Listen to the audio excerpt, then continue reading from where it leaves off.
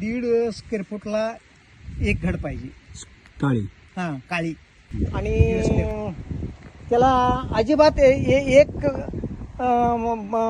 घडात का नाही 2 मणी जास्त झालं तर 2 मणी पिकत नाही. दोन्ही मणी तसंच राहणार, ती तांबडाच राहणार. म्हणजे त्याची कॅपॅसिटीच्या बाहेर गेलं तर ती पक्वच होत नाही.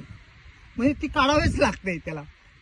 पांढऱ्याला कसं थोडा ममी स्वरूपात इकडं तिकडं दिसून येत नाही, करत नाही, त्यात निभावून जाते, ह्यात चालतच नाही. ही जास्तीत जास्त एकरी 2000 ते 2500 पेटी, म्हणजे 2000 पेटी मॅक्झिमम त्याची ॲव्हरेज. म्हणजे 10 टन. हा, 10 टन, जास्तीत जास्त 10 टन त्याची. तेवढं काढलं तर म्हणजे झाडाने बी ही नाही, आपणाला माल पक्व होते, एकसारखं हे होते, सगळं व्यवस्थित होते.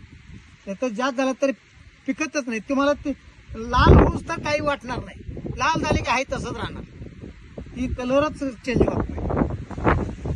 मग ती इथ्रेल मार वगैरे वगैरे काय काय करतात ती काय खरं नाही. त्याचं काही गॅरंटी ती काय लुळा पडते, माल अमुक तशी ही होते. ती काडी मापात ठेवलं पाहिजे.